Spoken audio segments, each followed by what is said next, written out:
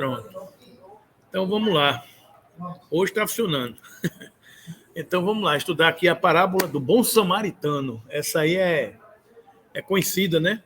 Estamos na fase do módulo 3 do Evangelho, do livro 2, que entra exatamente nessa temática dos ensinos de Jesus por parábolas, né? Semana passada nós vimos a parábola do bom semeador, hoje vamos ver a parábola do bom samaritano, né? Então, o objetivo, como sempre, nesse módulo, nesse estudo do EAD, é estudar a interpretação do Evangelho à luz do entendimento da doutrina espírita, né? Então, a parábola do bom samaritano, todos nós devemos nos lembrar dela, né? Porque é como a gente sempre diz, né? Nós não somos cristãos de primeira leva. Nós já devemos ser cristãos antigos. Não tanto quanto deveríamos, mas provavelmente, ao ler o Evangelho, nós não temos novidade. A gente sempre deve fazer uma releitura, porque nesses 2000 anos de cristianismo, estarmos hoje como espíritas, que é uma proposta de reviver o cristianismo primitivo, com as suas faces das leis naturais, com a sua leitura das leis naturais, mas com a sua essência da pureza da mensagem do Cristo. Então, por certo, ao longo dessas nossas vivências de 2000 anos, a gente já deve ter vestido a camisa do cristianismo, seja como religiosos mais ostensivos, seja como simpatizantes, seja como tendo notícias, né? Então, por certo, a releitura do Evangelho não é novidade, né? A gente sempre tem uma lembrança nos nossos arquétipos de que já ouvimos isso, de que já lemos isso, de que já falaram sobre isso. Em relação à doutrina espírita, nem tanto, porque é uma doutrina de 167 anos, digamos assim. Mas em relação à doutrina cristã, não. Então, essa mensagem do bom samaritano, a parábola do bom samaritano, ela diz o seguinte, ela está no Evangelho de Lucas, no capítulo 10, versículos 25 a 37. Então, narra a seguinte mensagem. Então, levantando-se, disse-lhe um doutor da lei para o tentar. Ou seja, um doutor da lei disse para tentar o Cristo. Mestre, que preciso fazer para possuir a vida eterna? Respondeu-lhe Jesus, que é o que está escrito na lei, que é o que lês nela. Ou seja, ele já faz referência ao Velho Testamento. Primeira revelação, Moisés. Aqui é uma afirmativa de mostrar que Jesus não veio descumprir a lei nem contrariá-la, mas, ao contrário, veio fazer cumprir e interpretá-la à luz da lei de amor. O que é que está escrito na lei de Moisés? O que é que você lê na lei de Moisés? Ele respondeu, amarás o Senhor teu Deus de todo o coração, de toda a tua alma, com todas as tuas forças e de todo o teu espírito, e a teu próximo como a ti mesmo. Ou seja, pega os mandamentos, resume e joga o primeiro mandamento do Tabor, dos 10 mandamentos de Moisés, e repete. Doutor da lei. Doutor da lei, como a gente sabe, eram aqueles especialistas em interpretar o Velho Testamento e os profetas, né? Os profetas, Moisés e os profetas. Então, o doutor da lei, para provocar Jesus, questiona a interpretação dele em relação ao Velho Testamento. O que é que eu devo fazer para possuir a vida eterna? Jesus faz, o que é que você lê? O que é que você sabe? Aí ele responde. Disse-lhe então Jesus, respondeste muito bem, faze isso e viverás. Ou seja, não basta apenas saber, recitar, ensinar, tirar dúvidas, É preciso fazer isso. É preciso viver isso, né? Mas o homem, querendo parecer que era justo, era um justo, diz a Jesus: quem é meu próximo? Porque na lei está dito: amarás o Senhor teu Deus de todo o teu coração, de toda a tua alma, com todas as forças de teu espírito. E até o próximo, como a ti mesmo.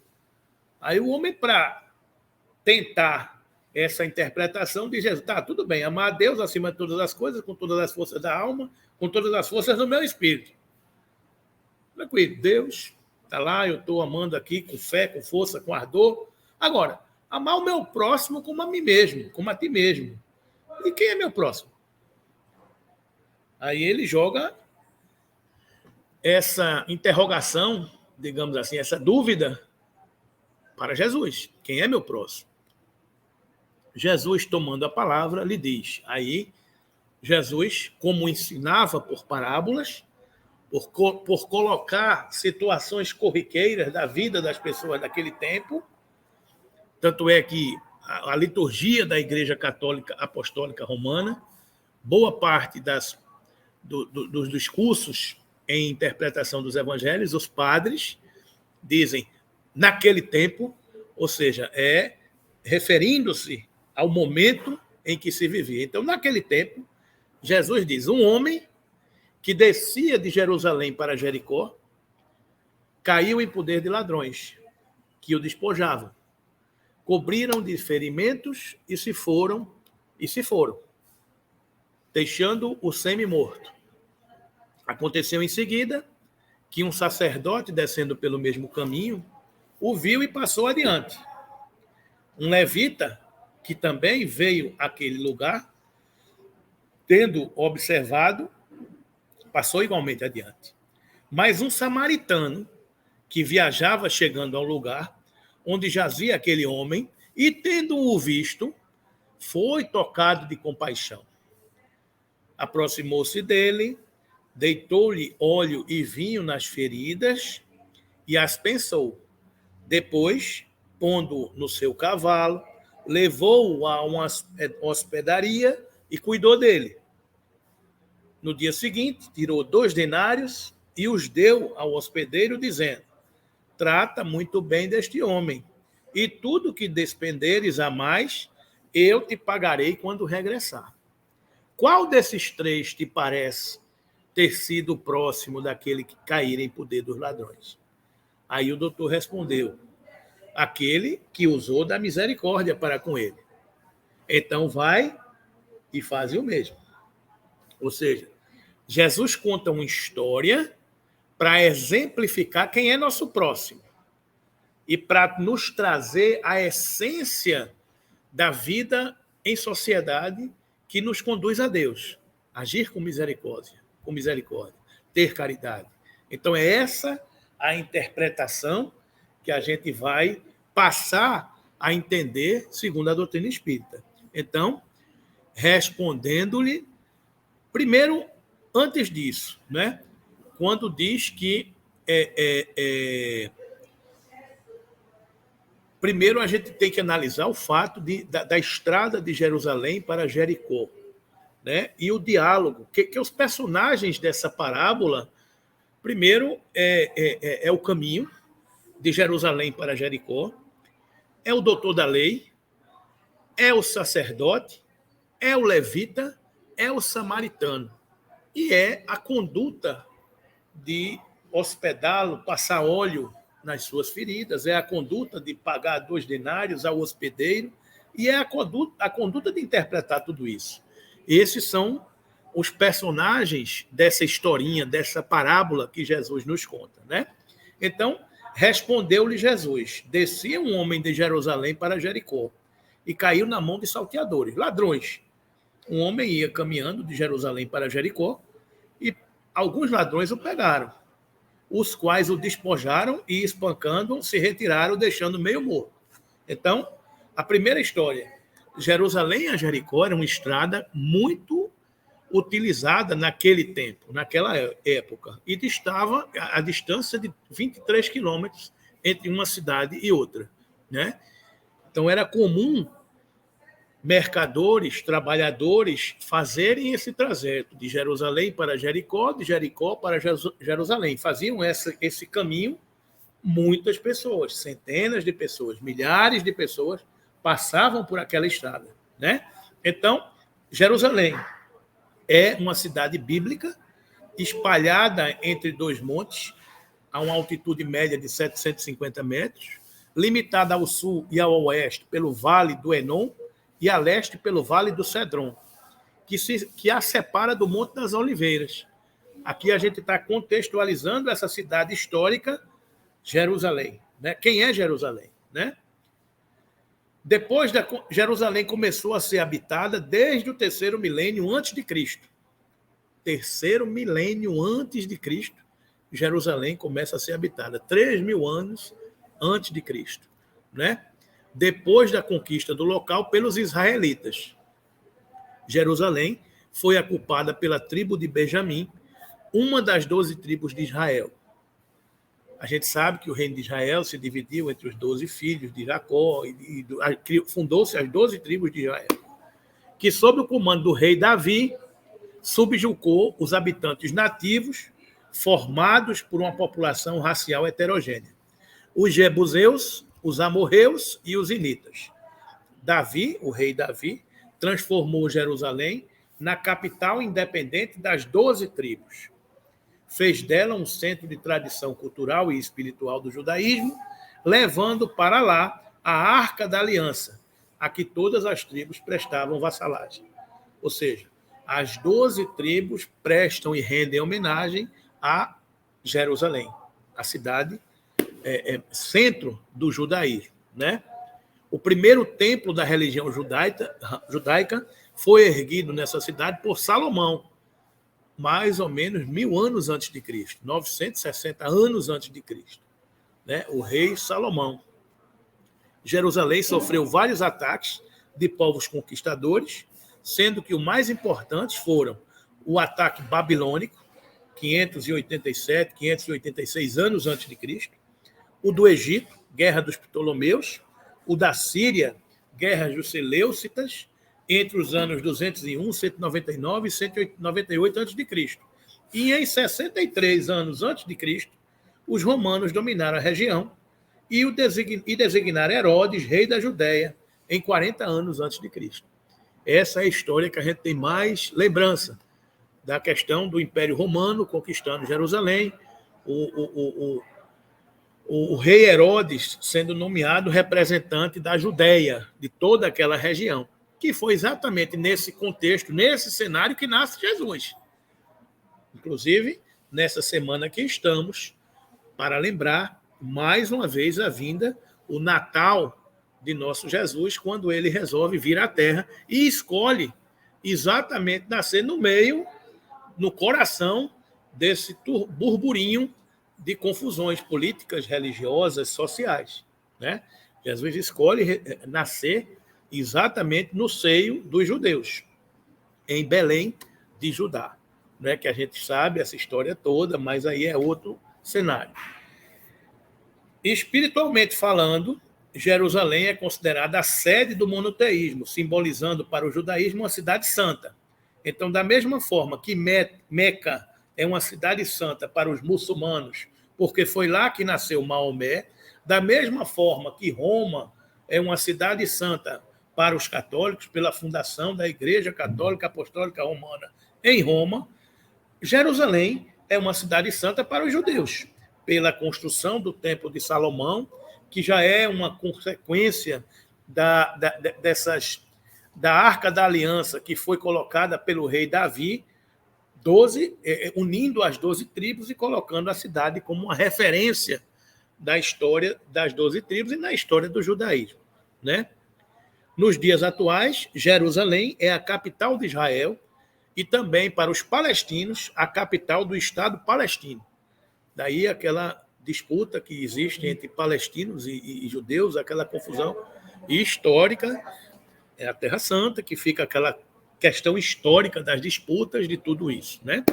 Essa situação representa um foco de contínuos conflitos religiosos e políticos, acerbado pelas ideologias fanáticas e extremistas ali existentes.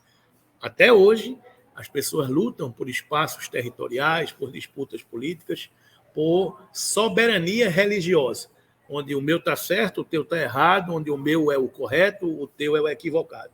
Né? Então, Jerusalém é isso aí. É esse contexto que a gente entende, a estrada de Jerusalém para Jericó.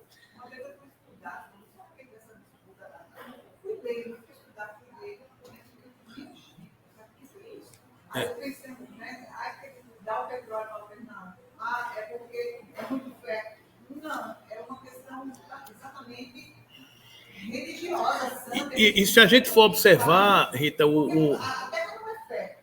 Não tem uma produção assim para dizer assim, né? Estão disputando o dinheiro. Né? Se a gente for observar do ponto de vista espiritual, a gente vai entender que aquela região geográfica, física, existe um psiquismo bélico de disputas, de intrigas, de distensões políticas, sociais, e os espíritos que lá nascem, desencarnam, nascem novamente, desencarnam e nascem novamente, e permanecem alimentando esse ciclo dessas cadeias de revolta, de disputas, e vai nascendo encarnação atrás de encarnação, e influenciados pelo contexto histórico, religioso, político, social. Então, há uma psicosfera bélica, há uma psicosfera de guerra, de disputas, e é por isso que Jesus foi para ali plantar a semente do amor, pelo menos tentar, pelo menos colocar ali, aqui eu vou trazer o bloco da luz. Então, o bloco da luz entra no meio de uma disputa e tenta disseminar de lá a luz do seu evangelho, da sua lei de amor. E conseguiu, de alguma forma, mas tentou depois levar para a Europa com a sede da Igreja Católica Apostólica Romana, que a gente estudou, que depois foi para Constantinopla, com a Igreja Ortodoxa. Depois a gente vê que teve o cisma do Oriente, que separou as igrejas. Depois os diversos movimentos de tentativa de reinaugurar a mensagem pura e cristalina do cristianismo, a vinda novamente de Francisco de Assis, o seu reencarnado, o seu apóstolo João Evangelista, a tentativa no século XII, no século XIII, de fazer tudo isso acontecer. Depois os movimentos ainda revolucionários da Inquisição, dos tribunais da penitência, ainda pensamento bélico de disputas, de heresias em torno da mensagem pura e cristalina do Cristo. Aí Jesus desiste, eu vou para as Américas, e funda no Brasil a nova tentativa de, numa terra virgem, com um psiquismo menos pesado, surgir uma luz, uma bandeira, para que daqui florescesse a pátria do Cruzeiro. Né? Então, esse aqui é o movimento, esse aqui é a tentativa da gente estar levando adiante essas informações. Então, interpretando tudo isso, Jerusalém, resumindo, é habitada desde o 3º milênio antes de Cristo, foi dominada pelos romanos no ano de 63 anos de Cristo, é considerada a sede do monoteísmo, do judaísmo, e é tida como cidade santa para o judaísmo. Nos dias atuais, capital de Israel, é o coração bélico de uma disputa entre judeus e palestinos, que a gente sabe muito bem do que tudo isso representa. É uma bomba relógio ali, está todo mundo sentado em cima de uma bomba relógio, que a gente testemunha a quantidade de conflitos que a gente vê que existem naquela região. Né? Jericó, cidade muito antiga, que data de 9.000 anos antes de Cristo, uma cidade muito antiga, sempre mereceu atenção por suas belezas, oásis, fontes medicinais, palácios e enormes aquedutos, rodeado de palmeiras. A rota de Jerusalém para Jericó se caracteriza pela movimentação comercial. Ou seja, é uma cidade, muita gente morava em Jericó e trabalhava em Jerusalém, e vice-versa. Então, era uma rota comercial, de comerciantes, de trabalhadores que passavam, transeuntes que iam o tempo todo. Então, Jesus, para historiar essa situação, diz: um homem saía de Jerusalém para Jericó, para historiar que ele passava por um caminho que passava muita gente. E nessa estrada, ocasionalmente, descia pelo mesmo caminho. Esse homem foi atacado por salteadores, por ladrões, e esses ladrões roubaram tudo dele e deixaram ele caído. Né? Ocasionalmente, descia pelo mesmo caminho certo sacerdote, e vendo, passou de largo. E, de igual modo, também um levita que, chegando àquele lugar e vendo, passou de largo. Ou seja, o sacerdote e o levita viram aquele homem, mas passaram de largo. Vamos entender o contexto. Quem é o sacerdote e o levita? O sacerdote e o levita significam os padres das religiões, que, em vez de tratarem dos interesses da coletividade, tratam dos interesses dogmáticos e dos cultos das suas igrejas. É muito comum encontrarmos pessoas que se declaram cansadas de praticar o bem. Estejamos, contudo, convictos de que semelhantes alegações não procedem de fonte pura. É indispensável muita prudência quando essa ou aquela circunstância nos induz a refletir nos males que nos assaltam depois do bem que julgamos haver semeado ou nutrido. Se nos entediamos da prática do bem, semelhante desastre expressará em verdade que ainda não nos foi possível a imersão do mal em nós mesmos. Então, a reflexão que se faz aqui é que o sacerdote e o levita eram pessoas ligadas à religião, o sacerdote dos templos judaicos e os levitas do templo de Levi, da tribo de Levi, que representavam e auxiliavam também o sacerdote no templo. Então, os levitas auxiliavam os sacerdotes nos templos e os sacerdotes eram religiosos. Então, o que ele diz aqui é que esses sacerdotes e esses levitas representam os padres, os religiosos, que se cansam de fazer o bem, que, quando procurados pela oportunidade de servir, passam ao largo. É isso que ele está dizendo aqui, nessa interpretação que a gente está estudando aqui. Ou seja, quando a gente passa em alguma situação e que vê a oportunidade de servir, eu faço de conta que não vi. Eu faço ouvido de mercador. Eu passo ao largo. É isso que ele está dizendo aqui. Não é comigo. Deixe que alguém que vem depois de mim que olhe, que atenda e que resolva. É um pouco isso que ele está colocando aqui, que representa essa situação. E que a gente tem que ter cuidado quando nos entediamos na prática do bem. Semelhante desastre expressará em verdade que ainda não nos foi possível a imersão do mal em nós mesmos. Ou seja, é como se a gente cumprisse a cota de fazer o bem. Não, eu já fiz o bem hoje de manhã, então de tarde não preciso fazer o bem mais não. De noite eu não preciso fazer o bem mais não. Eu estou cansado, rapaz, peraí, eu já servi demais. Então é um pouco essa conduta, porque o bem é um estado de espírito. Praticar o bem é ser benevolente. E ser benevolente é uma conduta de vida. É sobrecarregante, sim, porque quem pratica o bem é assediado permanentemente pelas trevas do mundo material e pelas trevas do mundo espiritual, que se comprazem com a desarmonia, com a guerra, com a perdição. Se você é um trabalhador, é um guerreiro do exército do bem, né, então você vai ser assediado por estar o tempo todo sendo tentado do contraponto. Está sendo tentado da condição de servir ao bem. Então, é preciso que a gente invista nesses valores dentro de nós. É essa a mensagem que ele tenta passar aqui, né?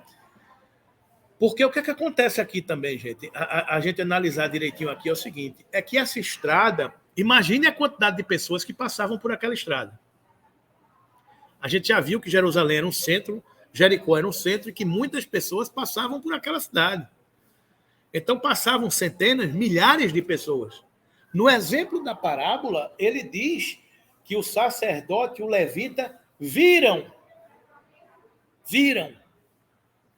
o homem caído. Então, ele não menciona aqui quantos passaram e não viram. Já é um detalhe, né? Quantos passaram e nem sequer olharam?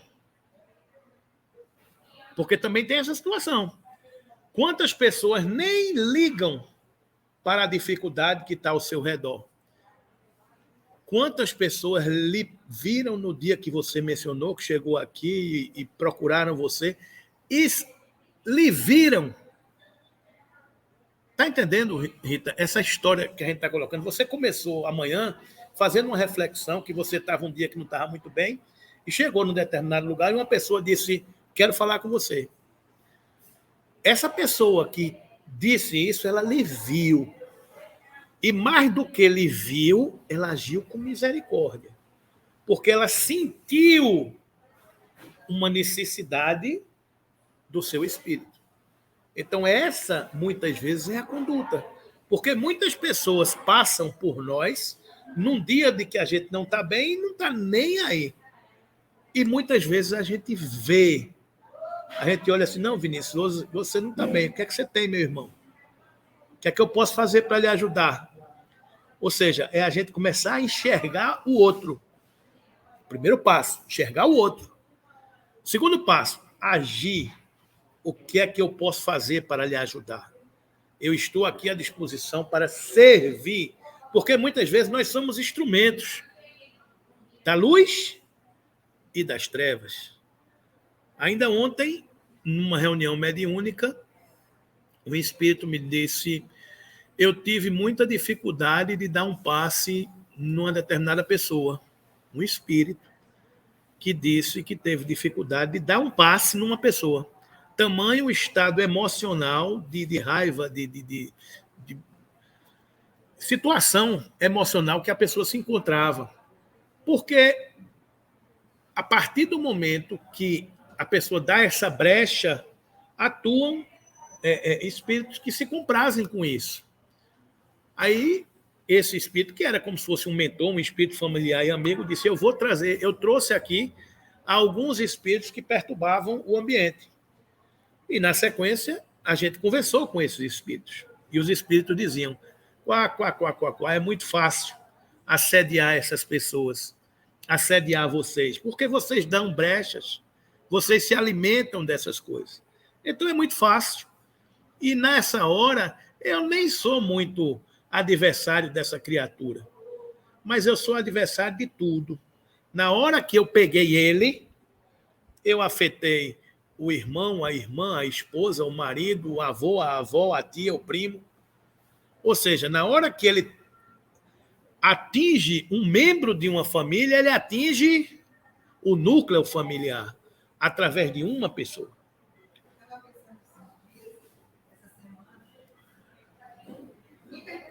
Será que uma obsessão para atingir a você acabou de responder, para atingir é claro. Ele pode ir a outro. É claro. Às vezes atinge uma criança, às vezes atinge o vizinho, porque muitas vezes nós estamos em vigília, nós estamos em harmonia, nós estamos em prece, em trabalho, então eu não lhe pego, porque eu fecho a porta. Mas eu pego quem você ama, que lhe agride, que lhe incomoda, que lhe perturba, e isso lhe perturba. Puxa, mas claro. Para atingir o movimento espírita, Rita, a gente não tem apenas adversários pessoais. Nós temos adversários nossos, da família, da causa, da sociedade, da região, de tudo. A gente aqui labora contra o mal, e o mal se materializa de várias formas. Tem adversários da doutrina, tem adversários do Cristo, tem adversários do cristianismo, tem adversários nossos, tem adversários do Brasil. Então, todas as vezes que a gente se arvora a ser um servidor, a enxergar o caído na estrada, levantam-se falanges que são contrárias a isso. Então, a doutrina espírita é esse manancial de informações que enxerga a vida espiritual no mundo material. É aquilo que a gente discutia. É esse manancial de informações que começa a compreender uma vida parecida com a vida material no mundo espiritual, apenas de uma matéria que a gente não conhece a dimensão que ela tem, uma matéria quintessenciada, uma matéria diferente. Então, é essa compreensão que amplia os horizontes. Então, nós somos instrumentos do amor ou das trevas.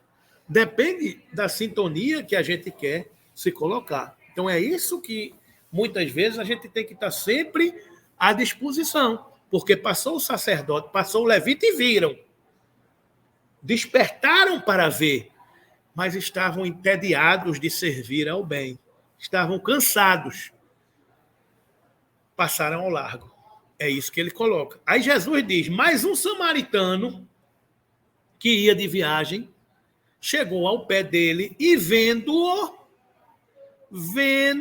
ou seja, ele também viu, como sacerdote e como levita. e moveu-se de íntima compaixão. Ou seja, aí tocou meu coração, né? E aproximando-se, atou-lhe as feridas, aplicando-lhes azeite e vinho. Ou seja, naquela época se passava azeite e vinho para sarar e para aliviar as dores das feridas, das manchas, das queimaduras do sol, né? E pondo-o sobre a sua cavalgadura, levou-o para uma estalagem e cuidou dele. E partindo ao outro dia, tirou 2 dinheiros, 2 denários, e deu-os aos hospedeiros e disse-lhe, cuida dele e tudo que mais desgastares eu te pagarei quando voltar. Ou seja, ele cuidou na hora, botou no seu cavalo, levou a uma hospedaria, mandou que cuidasse dele, que ia viajar e que depois, se tivesse mais despesa, ele pagava. Quem é o samaritano? A parábola do bom samaritano. Samaritano eram os habitantes da Samaria, que após separação das tribos de Israel, se tornou a capital do reino dissidente. Ou seja, Samaria era uma região dissidente das tribos de Judá. Os samaritanos estiveram quase que constantemente em guerra com os reis de Judá, que tinham em Jerusalém a sua sede. Está lembrado que Jerusalém era a sede do judaísmo? E Samaria separou-se e viviam em guerra com essas outras tribos. A aversão profunda, datando da época da separação, perpetuou-se entre os dois povos. Então, eram povos antagônicos, contrários, que viviam em guerra. Aquilo que a gente comentava, né? Entre os dois povos que evitavam todas as relações recíprocas. As pessoas se mantinham distância. Você é samaritano, eu não quero conversa com você. O samaritano, você é judeu, eu não quero conversa com você. Aqueles para tornarem maior a cisão e não terem de vir a Jerusalém para a celebração das festas religiosas, ou seja, não queriam nem ir a Jerusalém, construíram para si um templo particular e adotaram algumas reformas, admitiam somente o Pentateuco, não seguiam os profetas, era apenas os 5 livros de Moisés, que continham a lei de Moisés, e rejeitavam todos os outros livros que a esses foram posteriormente anexados. Ou seja, criaram um apêndice da literatura do Velho Testamento. Seus livros sagrados eram escritos em caracteres hebraicos de mais alta antiguidade. Para os judeus ortodoxos, eles eram heréticos e, portanto, desprezados, anametizados e perseguidos. Ou seja, Jesus usa, nessa figura de linguagem, pessoas antagônicas, contrárias, inimigos. Estão entendendo? Passou o sacerdote, passou o levita e passou o samaritano. Sacerdote e levita, judeus, que serviam a religião. Samaritano, contrário, adversário político religioso daquele povo. Mas o samaritano foi quem viu e agiu com compaixão. Essa é a roupagem da figuração da parábola do bom samaritano, né? Então, gente, a gente precisa entender que essa mensagem, no final ele diz, no final do texto ele diz, quando a gente leu no começo aqui, tendo visto, foi tocado de compaixão. Aproximou-se dele, viu nas feridas, aí ele diz, trata-se muito bem desse homem. Aí diz, qual destes 3, Jesus arremata dizendo, qual destes 3 te parece ter sido o próximo daquele homem? Porque estão lembrados qual era a pergunta? A pergunta é, o que devo fazer para possuir a vida eterna? A primeira pergunta era o que devo fazer para possuir a vida eterna. Quem perguntou? O doutor da lei, o doutor do templo, que era aquele que interpretava as escrituras. Perguntou a Jesus. O doutor do templo, que interpretava as escrituras, pergunta, Jesus, o que devo fazer para ganhar a vida eterna? Jesus responde, o que é que está escrito na lei? O que é que você lê na interpretação dessa lei? O doutor do templo responde corretamente. Amarás o Senhor teu Deus de todo o teu coração, de toda a tua alma, com todas as forças do teu espírito, e até o próximo como a si mesmo. Jesus diz, respondeu muito bem, faze isso e viverás. Ou seja, beleza, só é você seguir a lei. Só é você vivenciar a lei. Está resolvido. O doutor da lei, não satisfeito e querendo aprofundar mais o diálogo, diz, quem é meu próximo? Aí, Jesus traz a parábola do samaritano para ilustrar quem é meu próximo. Meu próximo, no caso, não é aquele que é meu amigo, meu irmão e meu parente que vive comigo o dia todo. Ele traz uma parábola para dizer que meu próximo é um inimigo, é um adversário. Porque ele traz a história do sacerdote, do levita, que passaram e viram um irmão caído e não fizeram nada. Mas aí ele traz a figuração de um adversário político, porque era um samaritano, uma tribo apartada das tribos de Jerusalém, e este também viu, mas passou óleo nas suas feridas. Pegou, colocou na sua montaria, levou para uma hospedaria, mandou cuidar, pagou. Aí Jesus pergunta: qual destes três que parece ter sido próximo daquele que caiu em poder dos ladrões? Quem foi? Foram os centenas, milhares de pessoas que passaram e nem viram? Não. Resposta letra A, errada. Foram o sacerdote, foi o sacerdote ou o levita que passaram, viram, já melhorou, mas não fizeram nada, passaram ao largo. Não, não foram. Ou foi o samaritano que viu, parou, foi tocado de misericórdia e agiu. Faze isso e viverás. É a primeira pergunta que o doutor da lei fez e a primeira resposta de Jesus. Faze isso o quê? Agir com misericórdia, agir com solidariedade, deixar que o bem atue em você, não se cansar de fazer o bem. Qual destes três que parece ter sido próximo daquele que caíra em poder dos ladrões? O doutor respondeu: aquele que usou de misericórdia para com ele. Quem foi? O samaritano. Daí, o bom samaritano. Então, diz Jesus: vai e faz o mesmo. Ou seja, nos recomenda agir com misericórdia onde quer que nós estejamos. Aí, para concluir, eu trago essa mensagem de Fonte Viva, capítulo 126, que ele diz: ajudamos sempre. O próximo a quem precisamos prestar imediata assistência é sempre a pessoa que se encontra mais perto de nós. Em suma, é por todos os modos a criatura que se avizinha de nossos passos. E como a lei divina recomenda amemos o próximo como a nós mesmos, preparemo-nos para ajudar infinitamente. Infinitamente. Porque o próximo está em qualquer lugar, em qualquer momento. E a gente não pode escolher, não é? Se temos pela frente um familiar, auxiliemo-lo com a nossa cooperação ativa. Se formos defrontados por um superior hierárquico, exercitemos o respeito e a boa vontade. Se um subordinado nos procura, ajudemo-lo com atenção e carinho.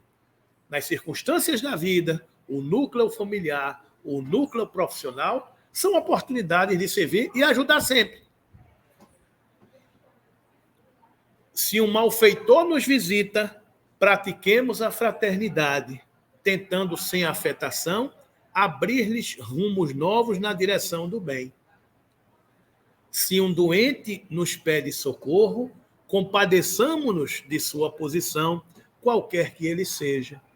Se o bom se socorre de nossa palavra, estimulemo-lo a que se faça melhor. Se o mal nos busca a influência, amparemo-lo sem alarde, para que se corrija.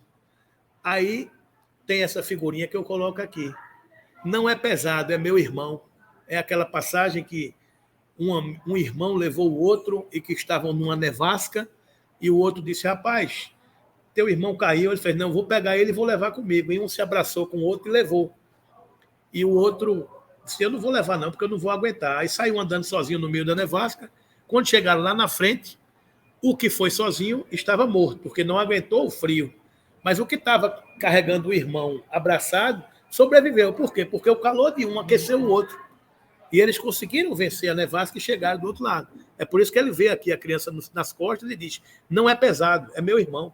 Ou seja, carregar um irmão não é pesado, porque ele é meu irmão. Quando se serve a Deus, ajudar o próximo não é um fardo, é uma honra, é uma reflexão que a gente vai tendo, não é? E essa frase que tem aqui é lapidar. Eu inclusive tinha ela impressa no meu quarto em letras garrafais e ficava lá. Se há cristianismo em nossa consciência, o cultivo sistemático da compreensão e da bondade tem força de lei em nossos destinos. É pesado, não é? É uma responsabilidade tamanha. Se condicional, existir cristianismo, o Cristo em nós, em nossa consciência, ou seja, se os nossos espíritos já estão tocados pelo Cristo e vivenciam o Cristo cotidianamente, o cultivo sistemático, cotidiano, permanente, de todo dia, da compreensão e da bondade. Ou seja, nós temos que compreender e temos que ser bons, benevolentes o tempo todo, porque é o cultivo sistemático. É todo dia, toda hora. Tem força de lei em nossos destinos. É uma lei. É o que dizia o apóstolo Paulo. Já não sou eu mais que vivo. É o Cristo que vive em mim. Porque quando o Cristo vive em mim, o cultivo sistemático da compreensão e da bondade tem força de lei em meus destinos. Eu já não posso mais dizer que não sabia. Eu já não posso mais dizer que não é comigo. Eu já não posso mais olhar o outro e não sentir a dor do outro. Eu não posso agir sem ser com empatia. Eu não posso agir sem ser com benevolência. Eu não posso agir sem ser com bondade. Eu não posso agir sem ser com preocupação. Esse é o mundo que se aproxima. Esse é o mundo que a gente quer viver nele. Porque quando há cristianismo em nossa consciência, o cultivo sistemático da compreensão e da bondade tem força de lei em nosso destino. É simples assim.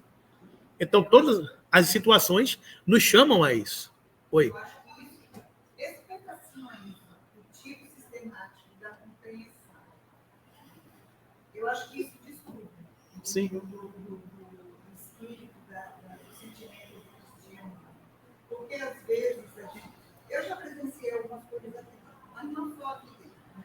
Às vezes, a pessoa se diz espírita, se diz católico, se diz isso, se diz aquilo, se diz não sei o que, não sei o que. Aí, daqui a pouco, vê as atitudes, acho que eu disse, não posso ter. Aqui dentro, às vezes, eu escuto coisa, eu disse que eu não posso ter, porque eu escuto. Se eu estivesse na calçada, eu ia dizer, ok, estamos na calçada. Embora a espiritualidade também esteja lá fora, mas aqui dentro, eu vejo coisa que eu não posso ter. Eu estou dentro de uma casa espírita e estou explicando isso. Aí é exatamente isso daí, ó. O cultivo sistemático da compreensão, da bondade, da benevolência, da fraternidade, da irmandade, do cuidado, do carinho, do amor. A pessoa tem que se tocar. Ela pode até não gostar, está no direito dela de não gostar. Mas ela não pode proceder, ela não pode agir assim. Aí é que entra a compreensão, Rita. Exatamente, o cultivo sistemático da compreensão. Aí é que entra a compreensão. Quando a gente compreende, a gente amplia o olhar. A gente amplia o horizonte. Quando a gente compreende, a gente sabe o que é. Ninguém é santo, eu sei que ninguém é santo. A casa espírita, como qualquer templo religioso, como dizia Djalma Montenegro de Farias, um grande e eminente trabalhador da seara espírita, a casa espírita é escola e é hospital. É escola, por isso que a gente está fazendo aqui, aprendendo uns com os outros a convivência, a doutrina, o cristianismo. Mas é hospital de almas encarnadas e desencarnadas. O que é que a gente encontra no hospital? Mas eu entendo, doente. Mas às vezes a pessoa não quer se curar, entendeu? Porque se continua agindo daquela forma, se diz uma coisa, continua, né, tocando na ferida, agindo da mesma forma, a pessoa não está evoluindo, entendeu? O espírito, eu quero dizer. Né? Perfeito. Porque, eu prefiro me retirar. Se juntei em alguns momentos, algumas coisas, numa igreja católica, evangélica não, porque eu não caí, não vou, né? Mas assim, eu prefiro me retirar. Mas aí é compreender o ciclo. Aí é compreender o ciclo. O ciclo para aquela pessoa ainda não chegou. O ciclo para aquela pessoa ainda não amadureceu. A verdade para aquela pessoa ainda não despertou. A mensagem para aquela pessoa ainda não convenceu. Sabe por quê? Porque para mim também demorou. Porque hoje talvez eu comece a entender. Mas talvez ontem eu não tenha entendido. Porque o Cristo também já dizia, atire a primeira pedra àquele que não errou. Eu já errei. Quando a gente trata de determinadas almas numa reunião mediúnica, que a gente não sabe quem é, a gente não está vendo, a gente não tem noção, Rita, de quem são aquelas almas. A gente não tem noção do tipo de crime, de atrocidade, de aberração, de equívoco que aquelas almas estão mergulhadas. Porque se a gente soubesse, a gente não chegava nem perto, porque nós somos imperfeitos. Imagina a dimensão de um Cristo que chega à Terra sabendo e vendo quem somos nós. Mas nem por isso ele deixou de estender a mão. Nem por isso ele deixou de atar óleo nas nossas feridas e vinho nas nossas feridas. Porque ele é o caminho, a verdade e a vida para Deus. Então nós somos esses embaixadores, esses trabalhadores do Cristo, que estamos começando a dar os primeiros passos rumo à luz. Então, se há esse Cristo, que é amor, que é bondade, que é luz, que é esperança, que é perdão, que é respeito, que é tolerância em nossa consciência, o cultivo sistemático da compreensão e da bondade tem força de lei em nosso destino. Então, se me agridem, se me atiram pedras, se me praticam injúrias, calúnias, difamações, perdoa, Pai. Eles não sabem o que fazem. É fácil? Nunca foi. Mas é o que Sócrates dizia a Xantipa, sua esposa. Mas Sócrates, não é justo que hajam contigo dessa forma. Aí Sócrates, do alto da sua sabedoria e maturidade e cristianismo na sua consciência, diz: e tu querias que fosse? Num hospital, querias que eu não encontrasse doentes? Em outras palavras, é isso. Se eu não encontrasse doente no hospital, não era hospital, era só escola. Mas ainda somos hospitais. Ainda estamos num palco de expiações e provas.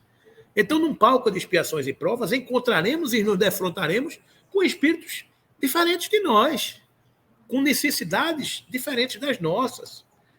Então, às vezes somos os sacerdotes, somos os levitas, e já fomos muito. Às vezes somos os outros que caminham na estrada e nem sequer vemos. Mas começa a surgir a oportunidade de sermos os samaritanos. Essa é a parábola do bom samaritano. Para que a gente desperte nos nossos caminhos de Jerusalém para Jericó. Porque são muitos os caminhos. A gente está vendo aqui. Ajudemos sempre. Todo dia nós pegamos a estrada de Jerusalém para Jericó. Em casa, no trabalho, na rua, no ambiente social, na casa religiosa, em todos os momentos, nas redes sociais. É uma estrada permanente de Jerusalém para Jericó. Então, se há cristianismo em nossa consciência, o cultivo sistemático da compreensão e da bondade tem força de lei em nossos destinos. O Senhor Jesus nos disse: nisto conhecerão todos os que sois meus discípulos, se tiverdes amor uns aos outros. Só isso. É o que dizia Chico Xavier. Ele não pediu para a gente subir o Himalaia. Ele só pediu que nos amássemos uns aos outros. Né? Um cristão sem atividade no bem é um doente de mau aspecto, pesando na economia da coletividade. Um cristão sem atividade no bem é um doente de mau aspecto, pesando na economia da coletividade. Temos que ter atividade do bem todos os dias e todas as horas. Aí essa frase de John Wesley: faça todo o bem que você puder, com todos os recursos que você puder, por todos os meios que você puder, em todos os lugares que você puder, em todos os tempos que você puder, para todas as pessoas que você puder, sempre e quando você puder. Então é fazer o bem, com todos os recursos, todos os meios, todos os lugares, todos os tempos, todas as pessoas, e sempre que você puder. Sempre fazer o bem. Não é porque um cristão sem atividade no bem é um doente de mau aspecto, pesando na economia da coletividade. No Evangelho, a posição neutra significa menor esforço. Jesus disse: combati o bom combate, acabei a carreira, guardei a fé.